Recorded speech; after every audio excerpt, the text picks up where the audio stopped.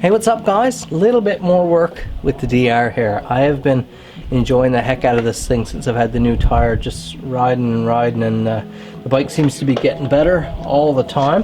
Really love it. It's just it's an awesome bike, and I'm just getting more used to it, finding every obstacle I can and having a blast. But I've had some parts come in, and the first thing we have to do here is address this carburetor. The carburetor has come off. I'm guessing it's probably the first time the bike has ever been apart. This bike is bare bone stock, never had a thing done to it, and I'm guessing that carb is pretty dirty inside.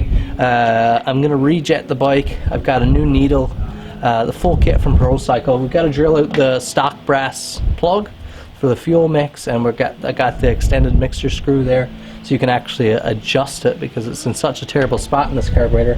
We have new plugs for it. We have a new air filter. New pipe is coming. It's not here yet, but so today when I pull it apart, it's just going to be a thorough cleaning and to drill out that plug and fix it. And I'm going to replace the stock screws as well.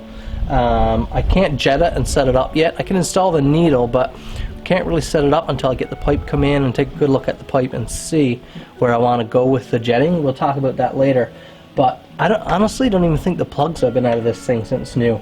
I broke off a bolt in the head when I was trying to take off the manifold or the header pipe there, so I spent a couple days working at that. My buddy J.S. Saunders, you might have seen him down in the comments before, came along. He's a machinist by trade, helped me get that out of there, so got that taken care of. Now I'm working on getting this carb off, and everything on this bike, these are made in Japan. So what looks like Phillips heads are actually JIS, Japanese Industrial Standards. So, and I can tell they haven't been off the carb before. Nothing's been done because everything is just so hard to move. So we're going to get that apart. We're going to replace the bolts in there. And right here now, I'm just working on removing the choke assembly here. In the future, in the near future, I think, might be a winter project, I think I'm going to remove this cable style handlebar mounted choke and just put a plain old plunger choke just right out through the side here that you can pull on and off. It's a much nicer system, in my opinion. It's not as convenient since you have to be reaching down around the bike, but that isn't a big deal for me because it removes this assembly off your carburetor, and this is really the only thing hanging you up from rotating that carb big time and being able to get at the top and the bottom of the carb. And you can see they aren't the easiest to get out there. A little bit, there isn't a lot of room there. So yeah, I think I'll be switching that out. Let me know if you think that's a good idea. This is the choke assembly, how I just pulled it out of the carburetor. That is horrendous. And then have a look at this. Have a look at that in there. Oh boy. Now, ever since I've had the bike, just because I knew it was sitting for a couple years, I didn't know at that point that it had never really been worked on, but the more I pick at it, the more I realize that. But ever since I've had it, I've been running various kinds of cleaners and conditioners through the fuel system. All STP brand stuff, which I've had good results with in the past. I had some fuel flow issues with my KLR last year. That's what came out of that bowl. But yeah, I've just been finding the bike getting a little better and a little better all the time. It's just and it's running pretty great now, but we'll see how good we can get it to run. Of course, this is my first experience with the DR, so I don't have a lot to go on. There we go. Not going to be quite that easy going back in, I'm sure. And there we have it. We have, probably the first time it's ever been off this bike, that Mikuni carburetor.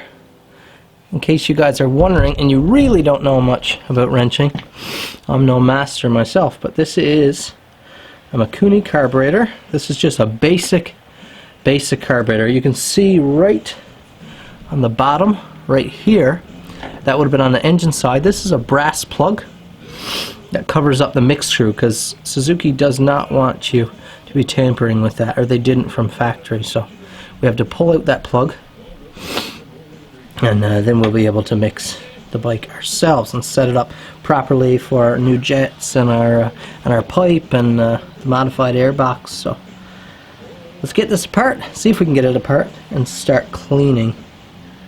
Oh, good grief! Now, with a bit of leather in my soft-jawed vice here, I should be able to get a decent purchase on this carburetor. Nothing too aggressive, of course. We wouldn't want to damage the carburetor, but yeah, that's just a nice secure hold. Let's see. Ah, yeah. Success with the first one. I have replacement screws, so I don't have to put those old dirty JIS ones back in there.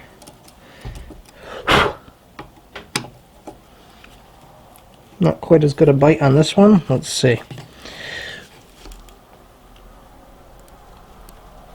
Ah, come on.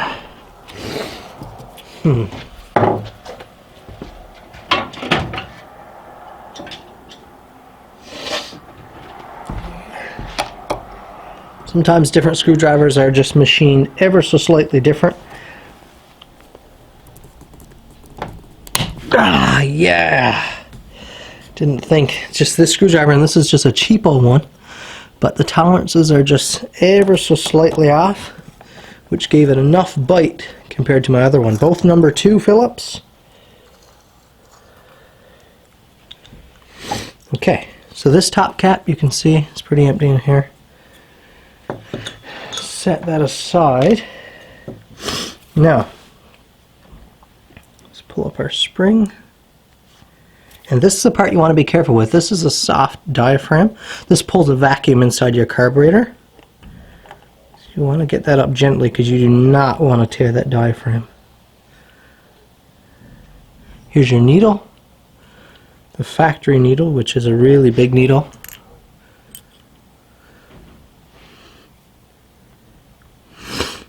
And have a look at this. Just all scum built up on there. You can actually just scrape off bunches of it with your fingernails. So, ooh, just have a look at this. So have a look down inside this carburetor here. I don't know if you can see down here or not. It's just full of grit. That's all just looks like sand and grit. Oh my goodness. So even though we got that top free, this bottom bowl did not want to come loose, and I had to cut chisel tips, you can see, slots in the top of both of those with a Dremel. And that is a great technique if you ever have trouble with a stripped out screw like that. It's not often that a chisel tip will come loose just because you have so much meat behind the paddle of the screwdriver, so you can get a lot of torque there. So we're replacing these, like I said. This is the only one I have left to get. I'm hoping we can get this one to get a good bite on there.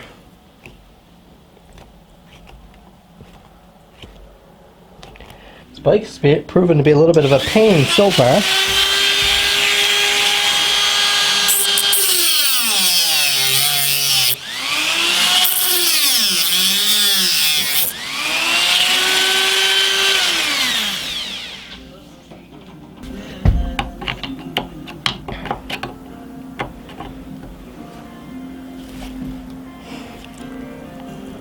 Gosh. Whew.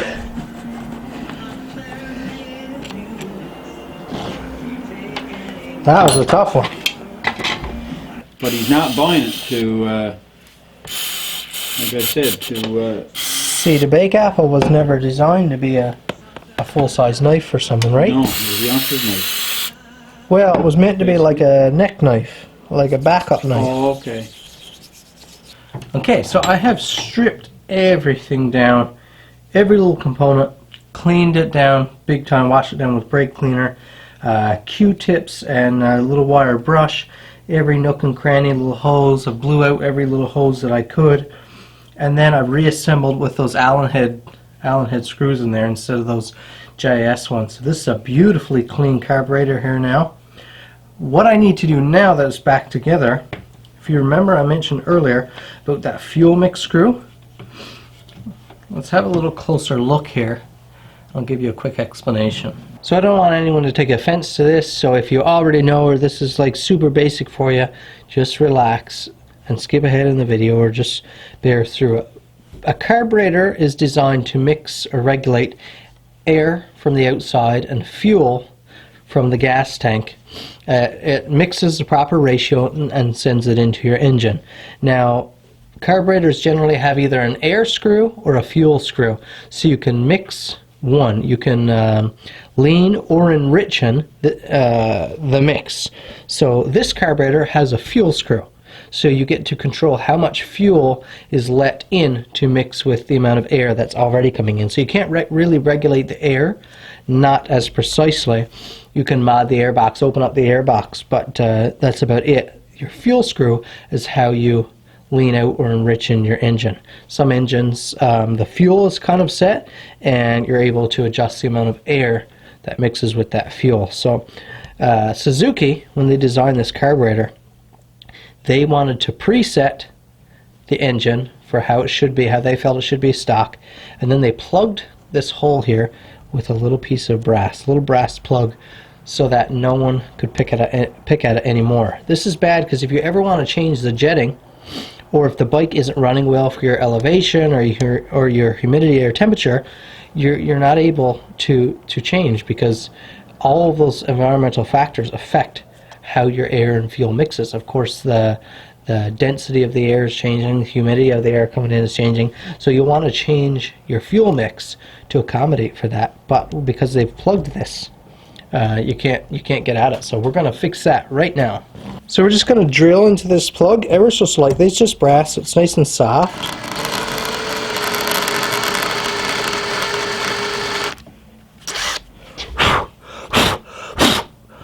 We don't want to go too deep, so we're going to keep checking it. We want to go just deep enough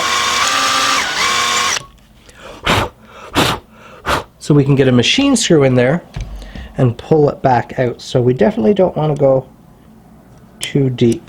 We'll go a little bit deeper than that.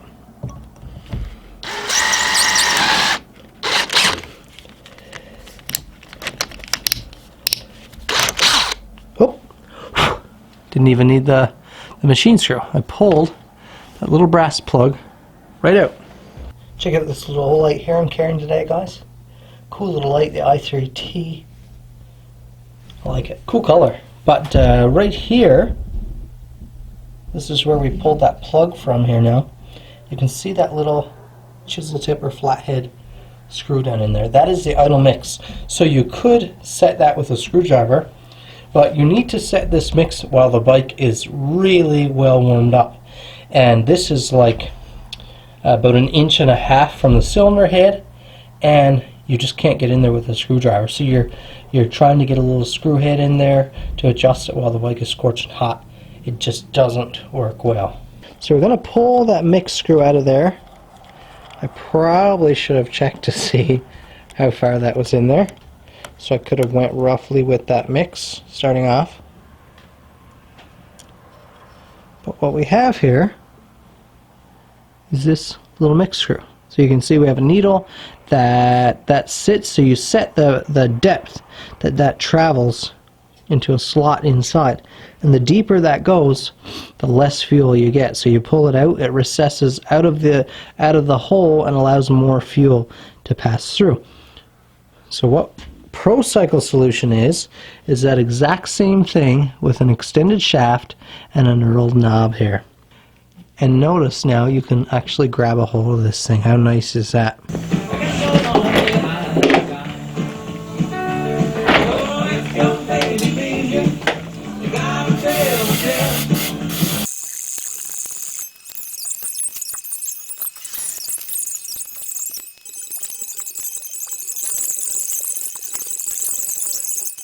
Now we have two beautiful new plugs here. I'm just hoping, please, please, please, that these plugs aren't seized in the head. The first one loosened up very easily. Oh, good grief. No worries there. Plugs were barely in the bike. Just so much else on this bike has been kind of seized in place. I was a little bit worried that these plugs were going to be stuck in the head as well. Just check out that carburetor now. Just squeaky clean.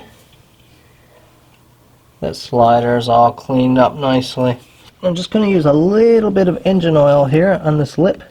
I've found in the past, working on my KLR, that really helps you slip that carb in there.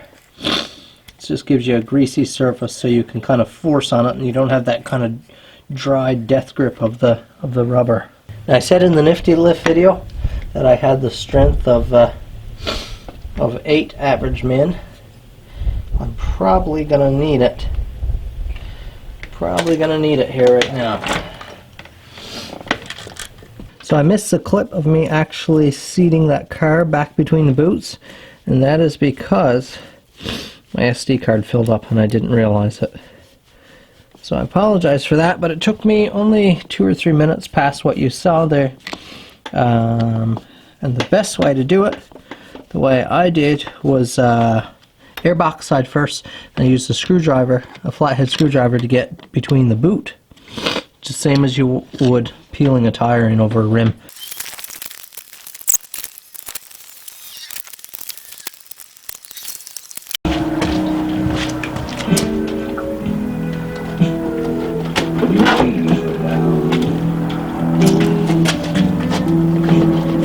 If you were here for the actual tutorial, I hope the info that I showed today helped out. I used brake cleaner, Q-tips, a little wire bristle brush, an old toothbrush, and some shop towels for cleaning. A little bit of compressed air as well. Cleaned the whole carb, took it apart. Like I said, I swapped out those JIS screws, got the extended mixture screw there. All these things are going to make this bike much better for me in the long run. So now, you can see it's nighttime out. The girls, my little girls, are gone to bed. So, gonna have to wait until the sun comes up before we can fire up that bike. Good morning, guys. Gorgeous morning here, and kids are all up, so I can work on getting this bike going. Now, remember, we completely got it and stripped that carburetor, so the carburetor is completely void of fuel there now. We got new plugs in, which are completely dry, haven't been primed before. The whole bike's just dry, so it's probably going to take a little more to get it going. A few more winks than it would normally. I've got to... Remember, I seated that fuel mix screw completely.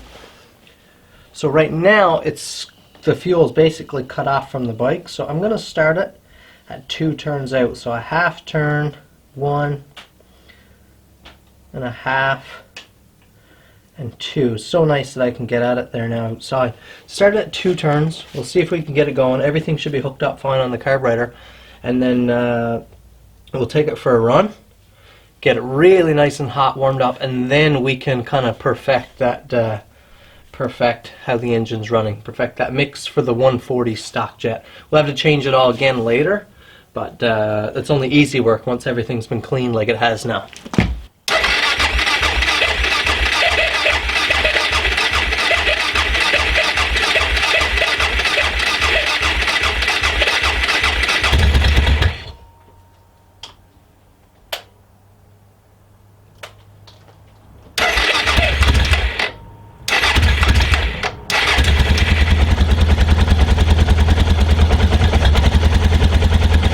So I just took the bike for a quick run, guys, and honestly, it runs fantastic just like it is. I probably could use a little bit setting and tinkering around with, but I don't have the time today because you can see I got the little one here. Say hi. She's a camera natural, much more natural than me, but much cuter too. But yeah, I'm gonna hang out with her now. We're gonna go to the garbage dump, right? Going to the dump. Yeah, so yeah, thanks for watching the video. I hope you liked it. I hope you learned a little something, or at least you're entertained. Hey, don't touch, please. Thank you. See, you changed the focus. Focus. But yeah, hope you guys have a great day. Say goodbye to the people. Say goodbye, everyone. Goodbye. Say goodbye, people. Goodbye, people. See you guys.